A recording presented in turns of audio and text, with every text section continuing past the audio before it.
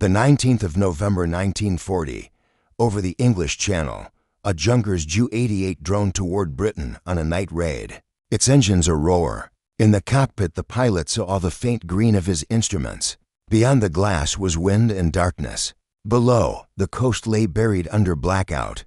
No beams of light, no tracer, no flak. To the crew, that emptiness meant safety. For months Luftwaffe airmen had treated the night as armor, convinced the RAF could only fire blindly into the dark. And tonight seemed no different as the navigator bent over his chart, while the wireless operator listened to routine signals. Then the bomber lurched as cannon shells slammed in from behind and below. Metal screamed, glass burst, and the Ju-88 rolled under an unseen blow. The gunners swung their weapons, but saw no attack or no shape, no exhaust flame.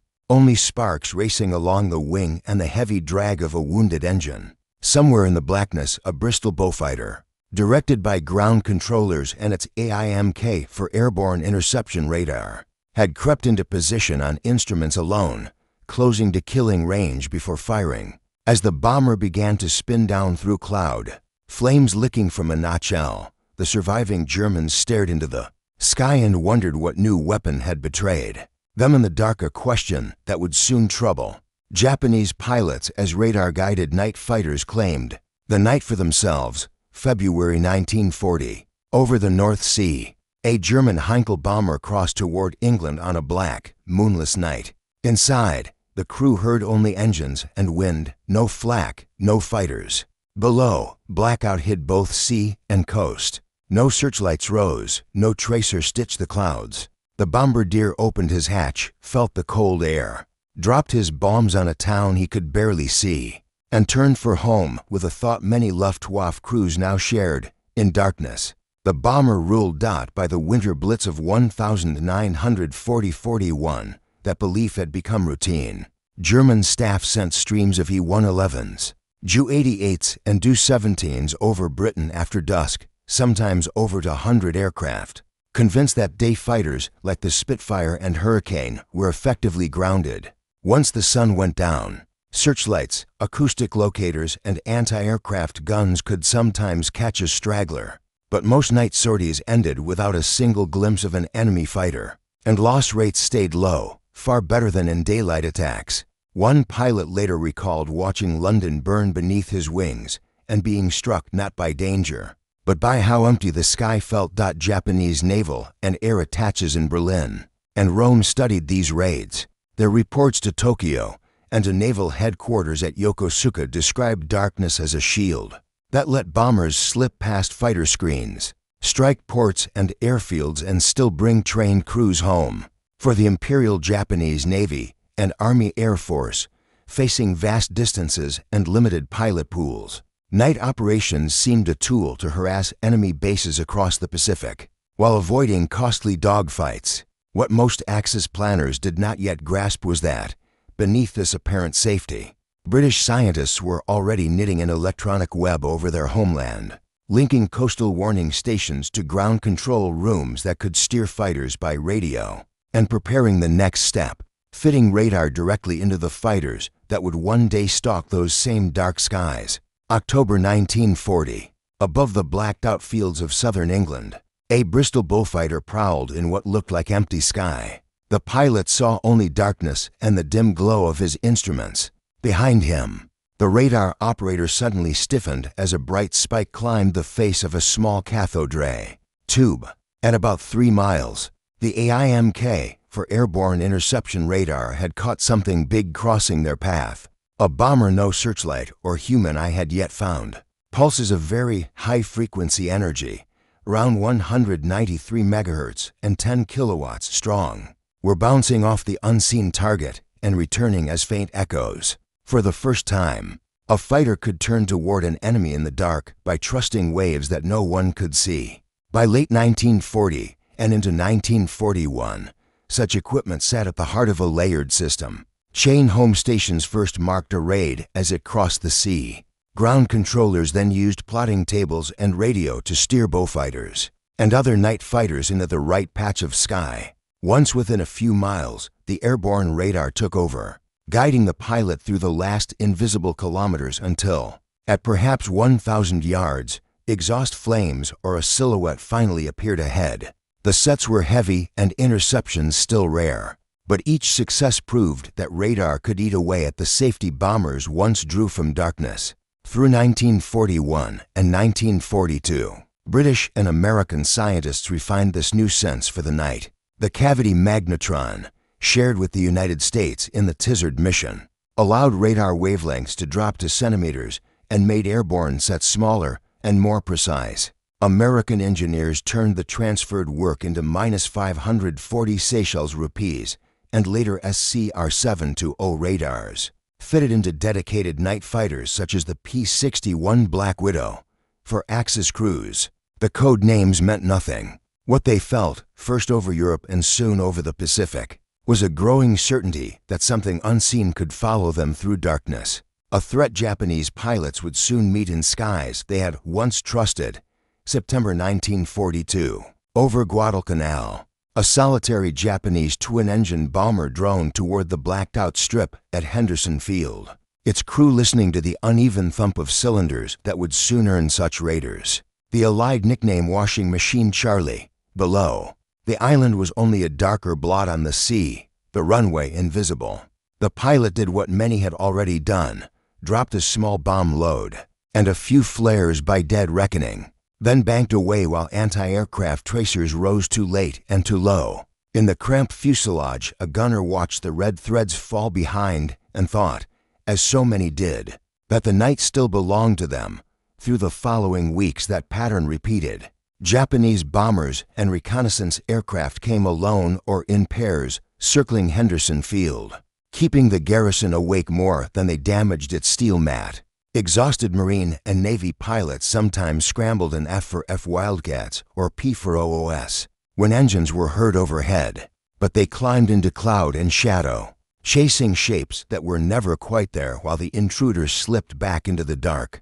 To the crews looking down on faint gun flashes, the Americans seemed unable to touch them unless the moon betrayed their outline. What those airmen could not see was the -170 Seychelles rupees radar the Marine Corps' early warning detachment had set up near Henderson in September. Its antenna swept the sea while, in a dug-in control room, Marines slowly learned to turn faint traces on a scope into bearings and fighter headings. Most night vectors still ended in empty sky because the fighters carried no radar of their own, and Japanese crews stayed confident that darkness protected them. Yet every raid taught the Americans more about pairing radar with radio and about the strain of constant night harassment. Lessons VMFN 531 would carry forward when the new night fighter squadron formed in November 1942 with its own ground control intercept unit and began preparing for radar-controlled hunts that would soon challenge Japan's faith in the Pacific. Night, January 1943. In a shuttered office of the Imperial Japanese Navy in Tokyo, a staff officer bent over a liaison report from Berlin while the smell of ink and tobacco drifted through the room.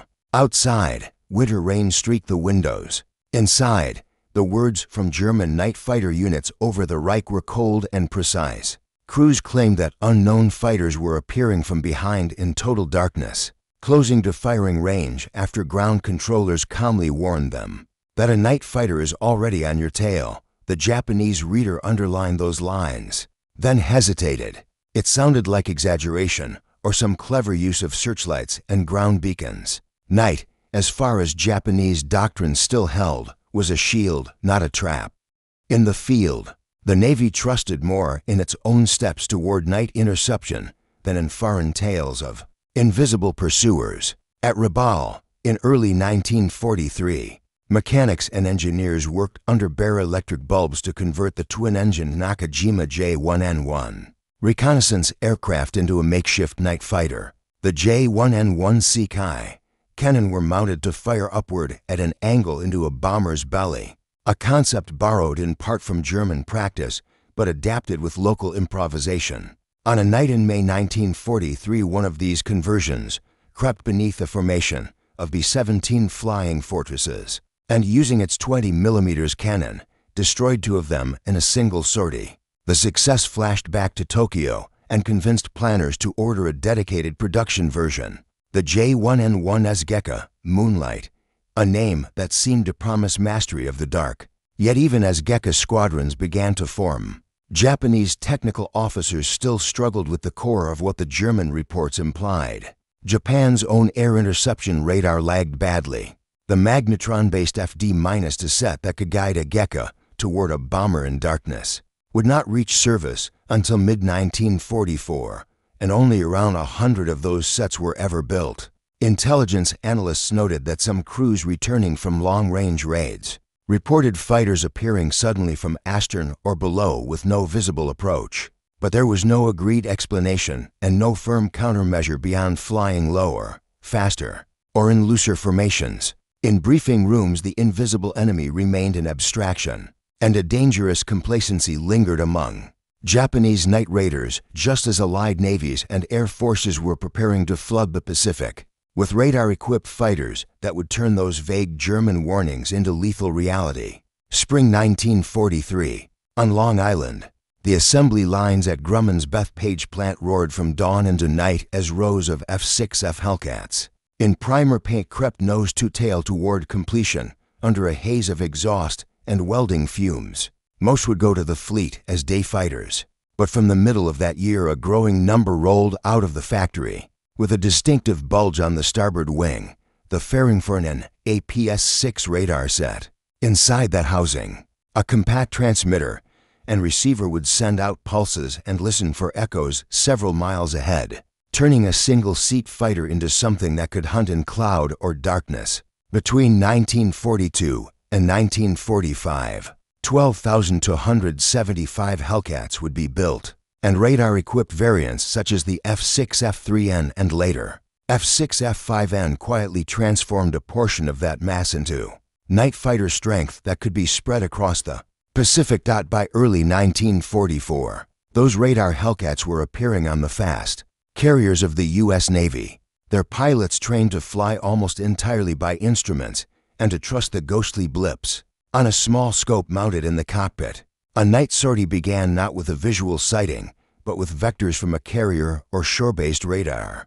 Then the APS-6 took over for the final miles, guiding the pilot toward an unseen contact. On land, American industry had gone further still. In California, Northrop's P-61 Black Widow emerged as a purpose-built night fighter, a large twin-engined aircraft wrapped around the SCR-720 radar. First flown in 1942 and entering combat in 1944, the P-61 carried a set with a detection range of more than 5 miles and combined it with for 20mm cannon and for .50 caliber machine guns, all packed into a 3-seat airframe that gave the pilot, radar operator, and gunner distinct roles. By war's end, 706 Black Widows would be completed, each one a specialized machine for making darkness hostile. Feeding these squadrons required more than metal and engines. Magnetrons, cathode ray displays, waveguides, and wiring looms had to rive in step with airframes, along with trained radar mechanics able to keep the fragile sets aligned in salt air and tropical heat. American and British factories, drawing on vast industrial bases, managed to turn radar from a rare secret into standard equipment for chosen units. In contrast, Japanese plants struggled to produce even 100 reliable air interception sets for aircraft. Like the Geka, that imbalance in electronics, born on distant production lines, was about to express itself brutally whenever Japanese pilots trusted the darkness. Above the Pacific, March 1943, over the Ruhr, a German bomber pushed through cloud toward the glow of burning cities, its crew trusting the familiar comfort of darkness.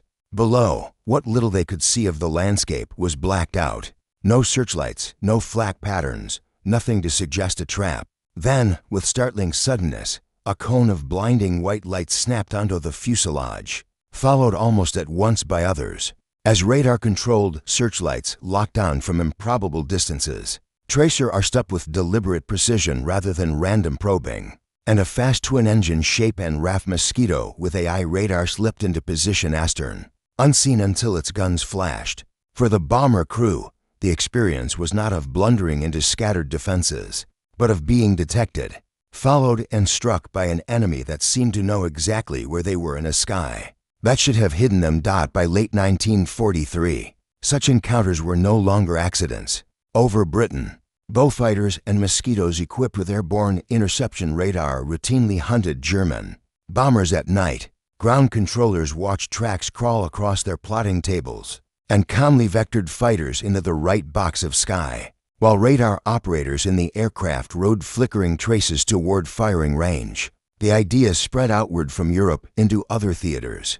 On the night of the 26th of November 1943, during Operation Galvanic in the Central Pacific, U.S. Navy ace Edward O'Hare led a small bat team, a radar-equipped TBF Avenger, flanked by two F-6F Hellcats, all guided by shipborne radar toward Japanese torpedo bombers closing on the carrier group.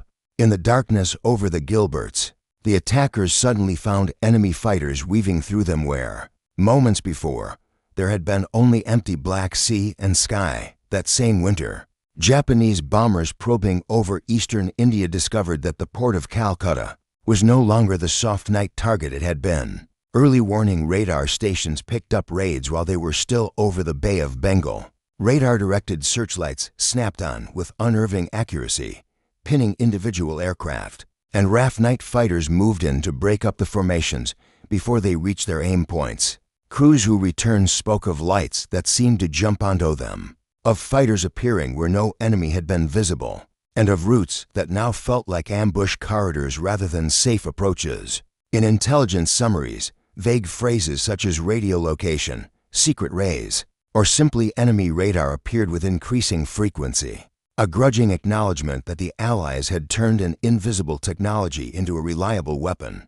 Japanese naval and Army air staffs still did not fully grasp how that weapon worked, but its effect was becoming clear, and soon, over the wide Pacific, their own bomber and torpedo crews would face radar-guided night fighters in numbers large enough to shatter the old faith. That night meant safety.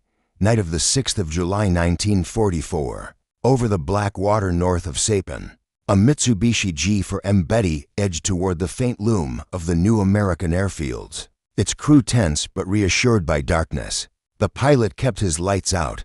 The navigator traced a thin line toward the island on his chart, and the gunners stared into empty sky. No searchlights stabbed upward, no fighters crossed their path. Then tracers suddenly tore past the starboard wing, followed by the heavy thump of 20mm hits in the fuselage. The attacker had come from behind and below, unseen until it fired. As the Betty rolled burning toward the sea, the survivors had only seconds to grasp that an enemy fighter had hunted them in total blackness. The killer was a P-61 Black Widow, its SCR-720 radar having followed the bomber's Echo for miles before closing to point-blank range. Weeks earlier, on the 15th of June 1944, U.S. Marines had come ashore on Saipan, and even as the fighting raged inland, engineers began carving long runways into coral for the B-29 superfortresses that would soon strike Japan. Alongside the bomber strips, detachments of night fighters and radar units arrived, turning the island chain into a fortified ring. On the 3rd of July 1944, P-61s flew their first operational night interception missions over Europe. 3 days later, the kill over the Marianas proved the big black fighter could do the same to Japanese bombers in the Pacific. Ground-based radars on Saipan and nearby islands swept wide arcs of ocean, feeding bearings and altitudes to controllers who calmly guided Hellcats and Black Widows onto incoming tracks. Then the airborne sets took over for the final, invisible approach. To Japanese crews, these encounters felt at first like uncanny luck. Some pilots muttered that they were being shadowed by a single persistent fighter. Others blamed captured flares or invisible searchlights. But after raid ended with Bettys and other bombers falling in flames, and almost no American night losses, briefing rooms from Truk to Tokyo began to record a harsher conclusion. Around the new B-29 bases, American radar and night fighters had built a wall in the sky that made conventional night attacks little better than deliberate suicide. Even as High Command continued to demand them, November 1944, over the Black Sea east of Saipan, A Japanese reconnaissance pilot eased his bomber toward the island, repeating the ritual comfort he had learned since training. At night the enemy was tired, disorganized and blind. The navigation lights were dark, engines throttled back, and below there was only a faint outline of reef and surf. Then, without warning, white and red tracers lanced past his canopy from behind, so close he could feel the aircraft shudder in their slipstream. There had been no searchlights, no flak buildup, no glimpse of an approaching fighter, only sudden fire, and the brief silhouette of a P-61 or Hellcat flashing past before vanishing again into the dark. He survived that sortie, but back at base his report joined others that carried the same unnerving theme. The night no longer felt empty. By late 1940, for such stories circulated in briefing rooms from Truk to the home islands. Veterans told younger crews about raids on Saipan or Guam, where night fighters appeared on their tail, even after ground controllers had reported no enemy aircraft in the area. Survivors of attacks against the Marianas airfields or of attempts to harass the B-29 staging bases spoke of tracers materializing out of nowhere, or of a single pass that left engines burning before any evasive maneuver seemed possible.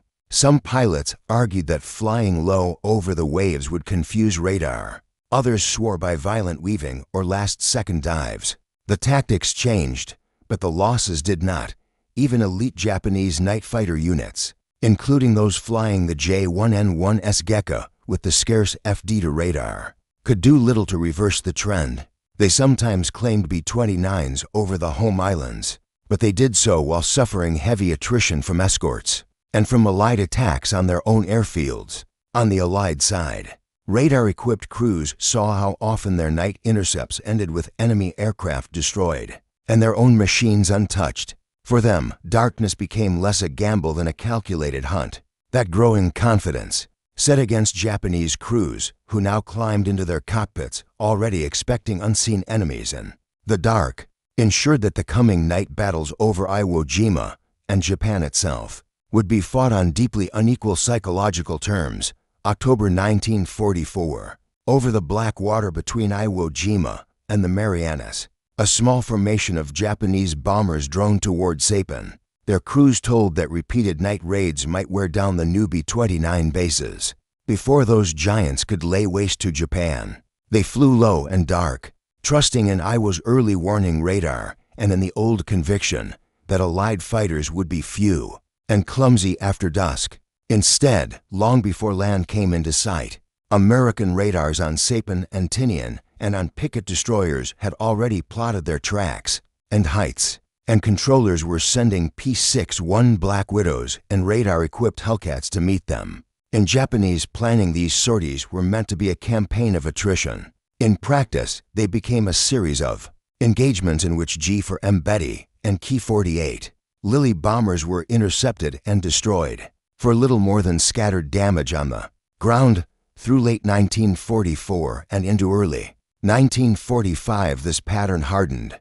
Japanese ground radar on Iwo could warn of B-29 formations passing overhead and sometimes guide fighters into them, but the same logic worked in reverse. American search sets saw most outbound raids forming over Iwo's airfields, and night fighters orbiting near the Marianas strips turned those radar tracks into ambushes rather than surprises. Losses in trained crews and scarce aircraft climbed. Yet High Command in Tokyo continued to order such missions because there were few other means left to threaten the Central Pacific bridgeheader strategically. Radar-guided night fighters and warning nets did more than keep runways intact.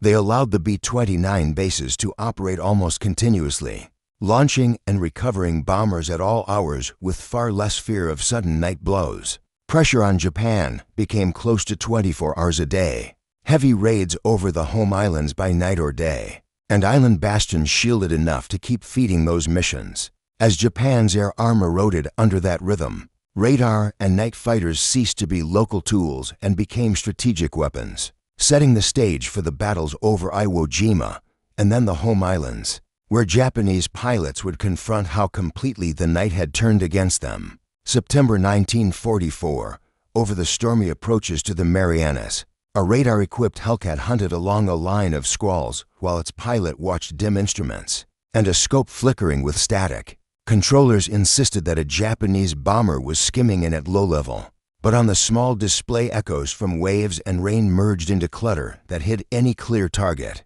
The pilot dropped into turbulence, trusted his gauges, and broke from the cloud to find only whitecaps under the wings. That night a few bombs fell near the B-29 runways, and both raiders and defenders were reminded that the radar shield was powerful yet imperfect. Early airborne sets were heavy, temperamental machines. In tropical weather round the Solomons and the Marianas, operators often saw their screens bloom with meaningless returns as squalls, and islands lit the trace. P-61 crews had to master difficult instrument flying and close coordination between pilot and radar operator just to reach a contact and then find their way home through cloud. Carrier-based Hellcat night fighter pilots faced an even harsher test after long patrols. They still had to land on a moving deck by instruments and a few dim lights, knowing that one mistake could erase aircraft and pilot together. Japanese planners probed for weaknesses. Some raids went in at very low altitude, trying to slip beneath radar horizons. Others were broken into small packets that were harder to track than massed formations. Specialist units in aircraft like the J-1N1S Gecko, sometimes fitted with scarce air interception radar or using searchlights to pick out bomber silhouettes, occasionally enjoyed dramatic nights with more than one B-29 claimed. But Japan's radar program remained underfunded and fragmented, and Gecko production, ending in late 1944, yielded only a few hundred machines, far too few to challenge Allied night superiority. As fuel vanished and pilot training collapsed in 1945, the complex teamwork that radar night fighting demanded became harder to sustain, foreshadowing a post-war world in which electronics would favor nations able to support such systems over long campaigns rather than those relying on courage. A lone night of the 14th to the 15th of August 1945, above the sea near Okinawa, a lone Japanese fighter tried to slip home under cloud, its pilot clinging to rumors that the war was about to end. The engines them stayed steady, and nothing moved in the dark beyond the canopy. Then tracers ripped past from behind, and a bulky American night fighter flashed into view, for a heartbeat as it broke away, having forced him into a turn that ended in the water. The attacker was a P-61 Black Widow, later known as Lady in the Dark, credited in U.S. records with the final to air-to-air victories of the conflict proof. In those last hours before surrender, that radar hunters still ruled the night. When the guns fell silent days later, the influence of those radar duels was only beginning. By war's end, Black Widow units had claimed about 127 aerial victories, each built on trust between pilot and radar operator. Captured German and Japanese sets and aircraft such as the J-1N1S Gecko went to Allied test centers where engineers compared them with their own equipment and fed the results into new designs. In the late 1940s and early 1950s, air forces extended the wartime pattern of ground radars guiding interceptors, adding larger patrol aircraft with powerful sets far from the coasts. Early steps toward airborne early warning. The structure forged in the night skies of 1940 to 45 fixed radars watching wide sectors, controllers vectoring fighters. Onboard sets steering the last approach became the template for post-war air defense networks that ringed nations. In Japan, the memory of seeing its night raids blunted while its own radar lagged helped push a new focus on electronics, navigation, and air defense as the country rebuilt. Around the world, pilots who had once trusted moonlight and luck now trained for wars in which every sky was threaded with invisible beams, where darkness no longer promised safety, but instead hid radars waiting for the next echo. Spring 1945, on a wet dispersal strip in Japan, a young pilot climbed into his Gecko with a knot in his stomach that once belonged only to men flying by day, not at night. For years, darkness had seemed an ally that wrapped bombers and scouts in a cloak of invisibility. Now, as the chocks came away and the engines rose to a steady roar, he knew that somewhere beyond his horizon unseen radar beams might already be sweeping his path. Older comrades had spoken of missions over distant islands when no enemy had been sighted. Yet aircraft simply failed to return, cut down by Hellcats or Black Widows that seemed to appear, fire once and melt back into the black. Even sorties that ended in a safe landing brought back uneasy tales, sudden tracer from nowhere, brief shapes at the edge of vision, a warning voice on the radio followed by nothing at all. The old equation had reversed. In this new night it was the defender who held early warning, set the vectors and spoke in calm, distant tones to interceptors threading the dark. For Japanese crews feeling cannon shells slam into their aircraft from an attacker they never saw. The shock lay not only in defeat, but in realizing that they were meeting the future of air war, a world where electronics counted as much as courage. Long after the last P-61 or Gecko left the flight line, that lesson endured in skies laced with invisible beams, where darkness is no longer a hiding place and the night belongs to no one.